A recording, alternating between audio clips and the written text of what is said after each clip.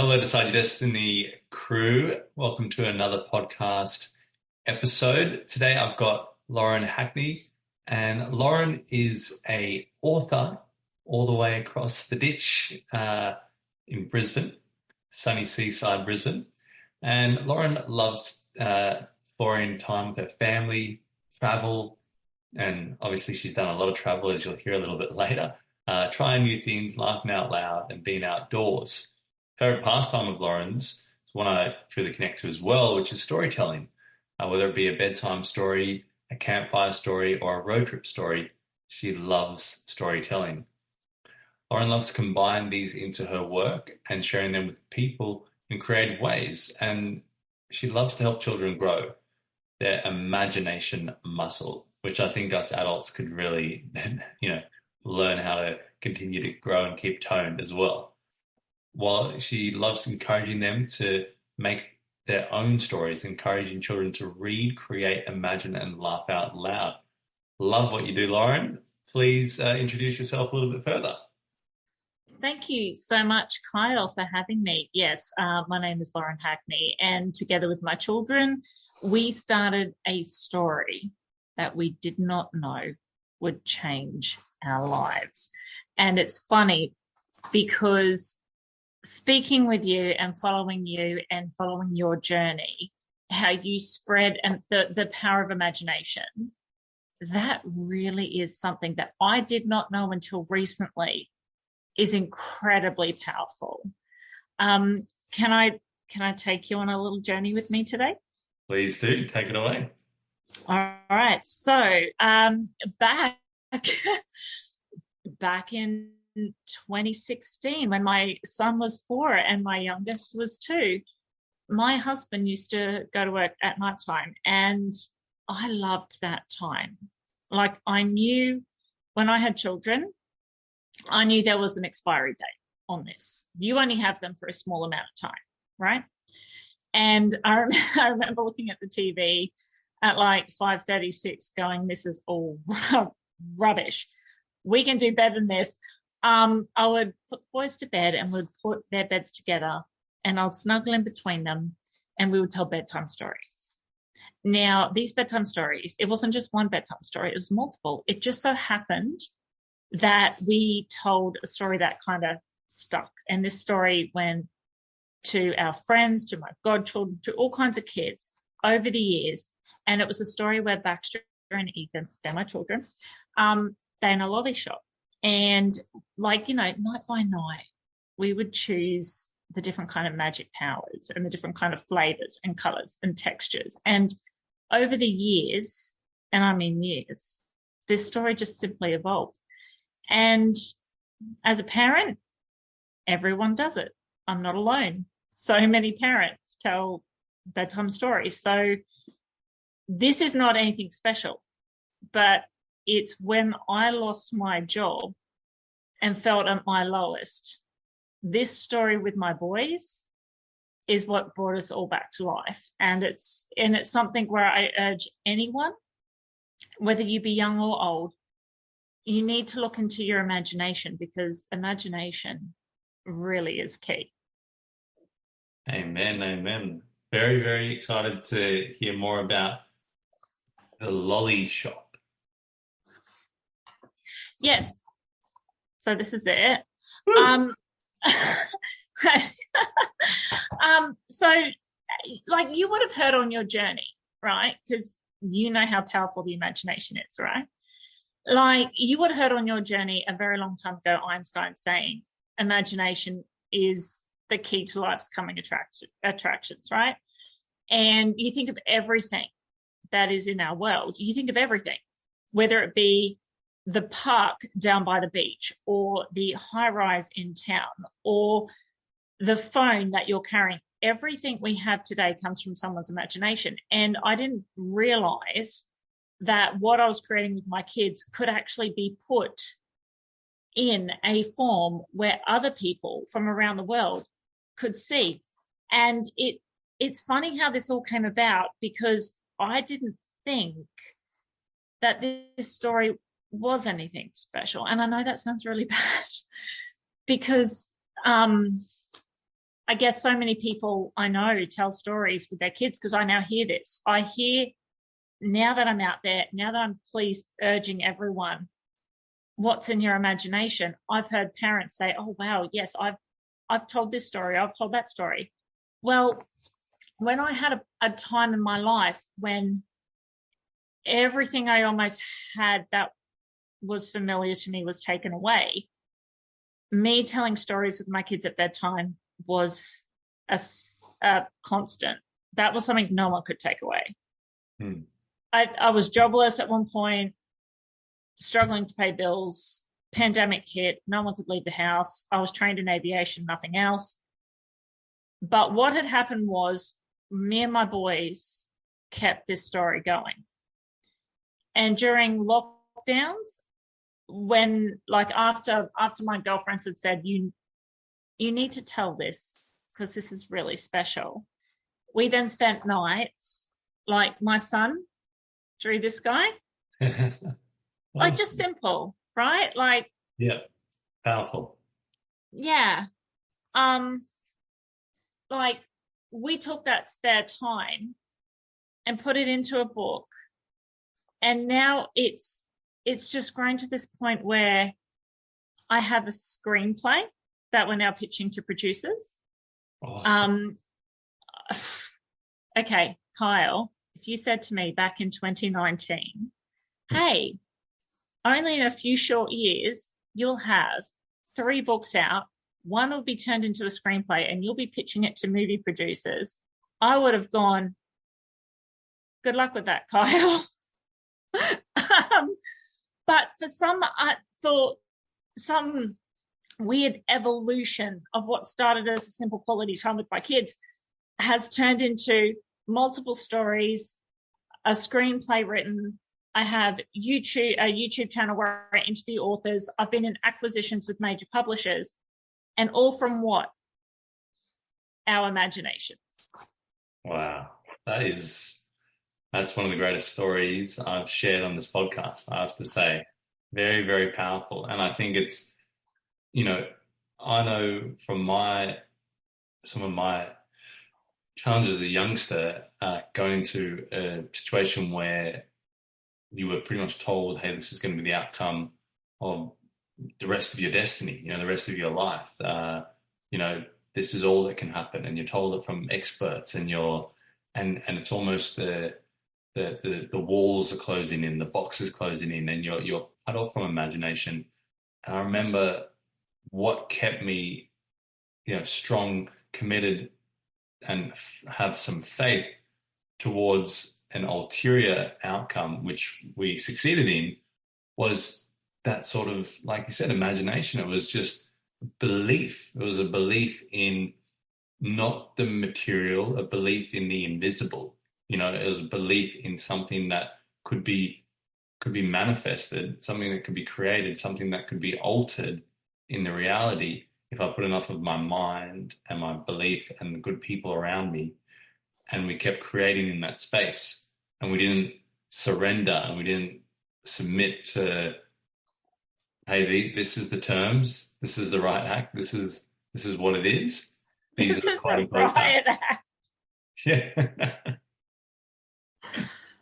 Sorry, as you were saying. Yeah, no, it's I love what you're saying, and can you tell some of the audience at home who, it's a big jump to go from your imagination,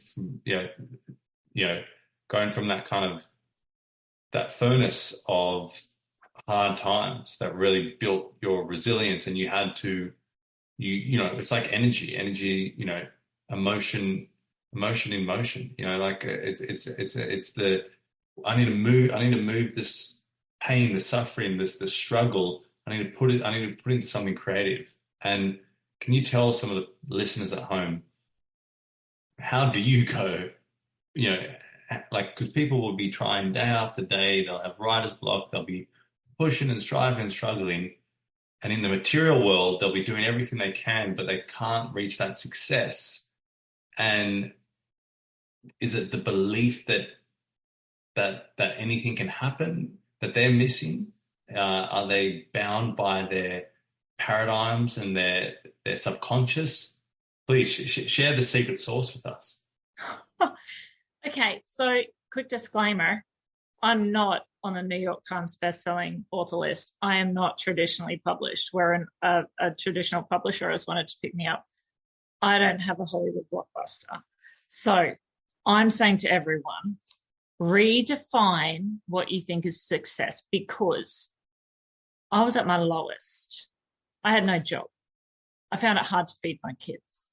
I didn't know what the heck I was going to do. I couldn't even leave the house. At that point, nothing made sense. I'm sorry. I know what that's like. Nothing made sense. It's easy to look back now and tell everyone you need to keep going. Yeah, but at the time, you don't want to hear that. Okay? Like, I understand. But if you make a change, any change, the smallest change, have dessert for breakfast, I don't care. The smallest change, you will see something. What you ordered, you may not get what you got in the brochure. Okay? I didn't. I thought I wrote this great story that publishers would pick it up and that it would be an overnight sensation, because everyone I gave the manuscript to loved it. So I did not get what I ordered in the brochure. Okay? But there's a difference between science and faith. Okay? Science is, I'll show you and you can believe me. But faith is, you have to have some belief and then you'll get shown. Okay? And it's hard because what you may get may not look what you ordered, but if you try a change, you'll get one. Wow, that's powerful. So I love how you explain, the difference there of faith and science. And you're saying that we can begin the journey by changing up our routine. Like maybe we get too accustomed with the now that we can't bring in the new, we can't bring in the future, we can't bring in something outside, and we need to shake it up. And I find it so funny, like, isn't it those times where the walls seem like they're closing in, where like the greatest human spirit and ability and superhero magic just bursts out of us, and people go, "Oh my God, how did you manage all that? How did you spin 20 plates and just be able to ballroom dance and look classy in the meantime?" And I think it's I remember Michael Jordan quote, I think it was him or someone else in basketball, and it was pressure's a privilege. And I thought of that, and I just thought, if you didn't have these moments of pressure, who would you be? And I can say, I wouldn't be where I am. I wouldn't have the lovely people in my life that I have. I wouldn't have the faith and confidence and be able to almost like strip back the veil and see the reality and see the truth and see the essence of life, and see the magic that's kind of hidden. I wouldn't have been able to see that if I didn't have some of those hard times. But do you believe people, like, because you don't want to listen to people going, "Oh, you got to go suffer." But do you believe you can get there without some of those hard times? Well, it's funny you mention the people around you, because my husband, he's amazing. We've been together 24 years. So I've known him. Oh, I think he's tried to leave. I haven't let him yet, Kyle. Keep him in those Pandora box. Yeah. No, he actually said something to me that was life-changing when I was 21. He said to me, "Lauren, you are your closest 7. So if you're not happy with your life, you need to look at the closest 7 people you're around, because you are the average of them." Wow. And it's true when you said that, because you've either got the people who can recognize the potential or not, and not saying that they're bad. Okay? I'm not saying they're bad at all. I'm just saying I lived a very constant life. Okay? Love of my life for a very long time. I had a job for 16 years. Okay? most of my girlfriends I've known for decades. Like, I'm that person that I love just fostering those beautiful relationships. But some of them didn't see how my stories I did with my kids were important, right? And there's nothing wrong with that. It took a camping trip. That's it. This is all it takes. This was the pinnacle moment that changed everything. Was lockdown started to open up. Do you remember that funky little time, like months in, where you were allowed to go somewhere very close to home? And well, I'm in Brisbane. It's a little different for us in the West. Oh, really? The Wild West. It seemed to skip us for some reason. Oh, well, we were allowed to go to Stradbroke Island, which was 40 minutes away, and we're all hanging for a holiday. And It was funny. So this story, my kids were 6 and 8. We'd been telling this story for 4 years. And it was one night where it rained. It rained absurdly. Like, if I knew the weather forecast, we would have waited a day, because my tent could have easily passed as a sailboat. That's so imagination. The HMAS Lauren. Yeah. But we had, I'm not kidding, okay, 6 families. On average, we had 2 or 3 kids each, all under the ages of 8, Kyle. And we were just like, what are we going to do? And I huddled them under a tarp, and we took turns. And my boys, if you saw my boys at the time, they were so proud to go, yeah, we tell this. And they were helping lead the story, like everyone took turns, choosing a flavor, choosing a color, choosing the type of lolly, choosing the magic. Do you want to be invisible? Do you want to float in a bubble? Do you want to swim under the water? Do you want to teleport? Do you want to fly? Like, there's like 14 different powers at this point in the story. And it's funny because it took the barge ride home for my friends at the time to go, what are you doing? You need to write this. And no one's new in my life here. Everyone's known me for a very long time. It was just that perfect moment of everything kind of linking up, serendipity, as you will, where I had nothing else to lose. I'd lost everything else. Like, I had lost my job. I'd lost my income. I'd lost everything else. I had nothing left to lose. It was just the most amazing time where what I was given was time. I had time at the table with my kids, and we drew and we made up silly names, and we thought of different situations with the magic, and we pieced together our story. That is beautiful. And what else do I have to lose? It's just, we get to live today. We get to experience today, and we get this opportunity. And when we wake up, not a lot of us, or not any of us, I don't know anybody yet who kind of springs out of bed, boogie dancing like Michael Jackson. Yeah. No, I don't know anybody that does that. But the thing is, we get this day, and it is true that tomorrow isn't promised. And it's that it's interesting because, like you said, you had so many consistent elements of your life that you sustained for such a long amount of time. And it was at that crossroad when everything was taken from you and you had nothing else to lose. It's almost like that was the moment where those things that hold us back our whole life, the embarrassment or the doubt or the comfort zone or whatever, that also was stripped away because, hey, everything else is stripped. So I've got nothing else to lose. I might as well go for it. And I think that's such a powerful message that each of us can take into every single day is go for your dreams, decide your destiny, choose your path, write that book, get creative, dive into your imagination because you have today. No one's promising you tomorrow. You've got today. And it's not to be a morbid thing, but it's to bring value and intent and urgency and a bit of gratitude to this day and this moment.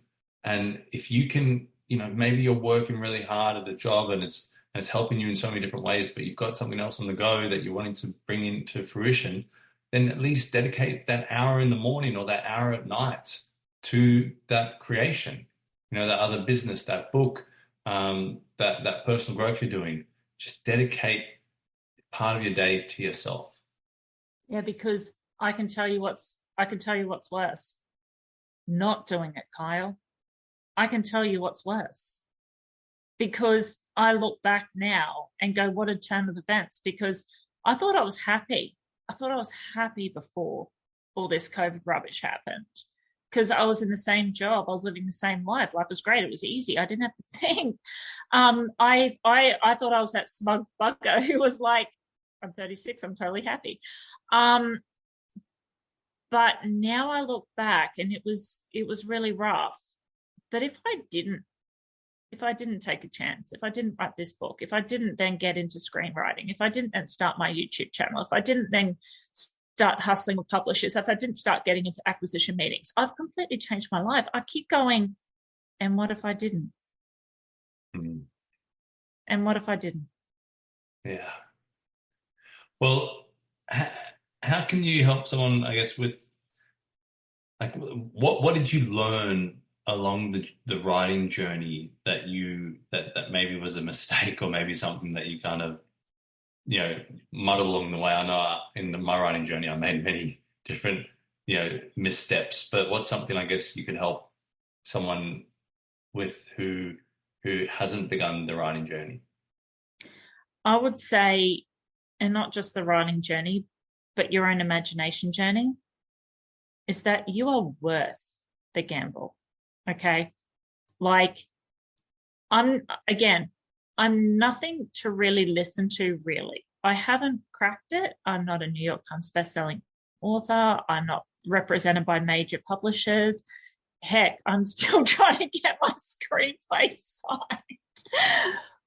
But I now know, taking a gamble on myself, I'm worth it. You need to believe. And all you need is an hour a day. Because once everything opened up and I got myself a replacement job, and trust me, I've got a replacement job that is, day work with children, kids go off to sport, your whole week is taken up. And yes, I can pay my bills now, so I'm good. But that time has now been taken away. I set my alarm 4 a.m. in the morning. There are some days I don't want to write, but that's okay. I'm not necessarily writing. I'm answering emails. I'm hustling business. I'm submitting to publishers. I'm working on my YouTube interviews. I'm working on content. It's grown into a beast where I will say that is my hour to gamble on me. You need to make sure you are worth it, because you are. You are worth following your dreams. Amen, amen. And do you feel like there's a rhythm that you've got a part of the journey? Like, hey, I haven't arrived there. I didn't wake up one morning and arrive there. Is there a joy or a satisfaction in the hustle, in the I'm making it, I'm making my moves? Yeah, there is. And also, what I really like is that I've added an extra layer to what my kids are exposed to, because we have this thing in our house. We've done it since the boys were little. It's called 2-sentence story.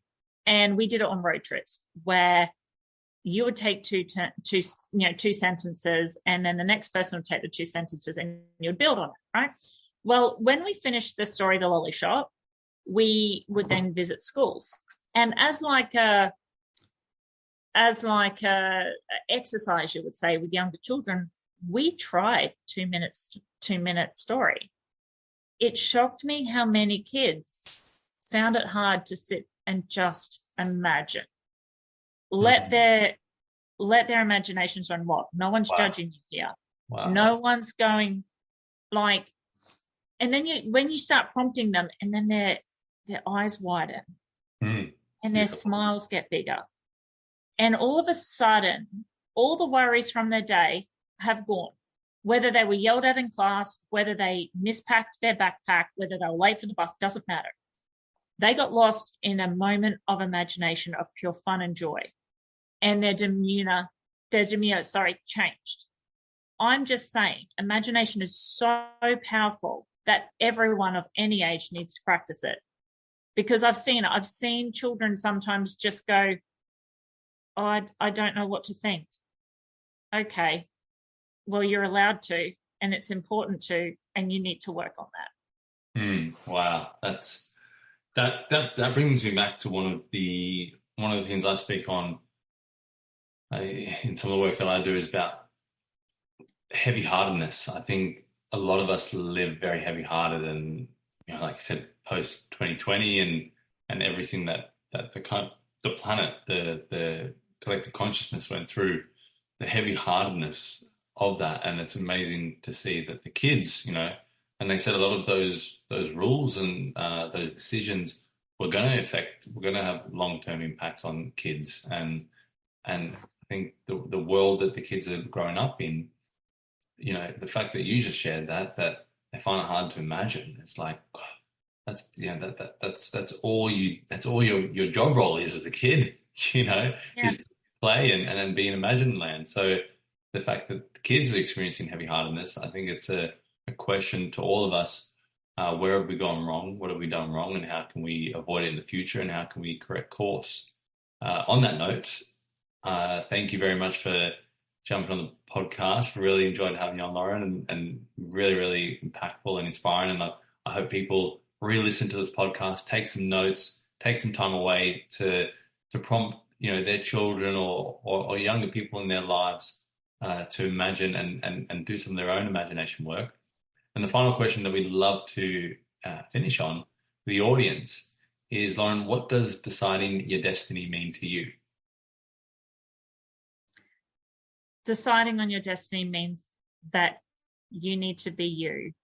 And I know it's hard because there's so many contributing factors. What makes up you? It's your environment, it's the people you're around, it's your past, it's your future, it's your now. But deciding on your destiny really is up to you. And it's up to you to make those changes. Amen, amen, amen. As my grandmother would say, amen, amen, amen. But yes, thank you so much, Lauren. And where can the audience follow some of your story and find out a little bit more about the Lolly Shop and, and what you're up to? Yeah, for sure. Look, I've got a very low rent website. I'm working on that. It's lbehackney.com. Now, I don't have a long, strange name, but it is my boys' names. It's Lauren Baxter and Ethan Hackney, LBE Hackney. Our books are for sale on the Lolly Shop, Amazon, Booktopia. We have an Instagram, lbe.hackney. You can see what we're up to. We have Facebook, facebook.com/the Lolly Shop. And if I can also just please plug my local my local bookshop in Wynnum called the Little Gnome, because I was knocked back by other local bookshops because they weren't into self-published authors. Belle Ellis of the Little Gnome, she was the first one to say, hey, this isn't bad. You need to spread this story. And if it wasn't for her, I wouldn't be here, Kyle. Wow. Yeah, it just takes those few people. I love it. Thank you so much. And thank you for bringing more imagination to the world and allowing us to fuel more of our dreams. And I know this won't be the last time we collaborate and do something creatively. So until next time, thank you so much. And thank you so much, Kyle. Thank you, Lauren. Really appreciate having you here. And guys, as always, remember, decide your destiny. Cheers.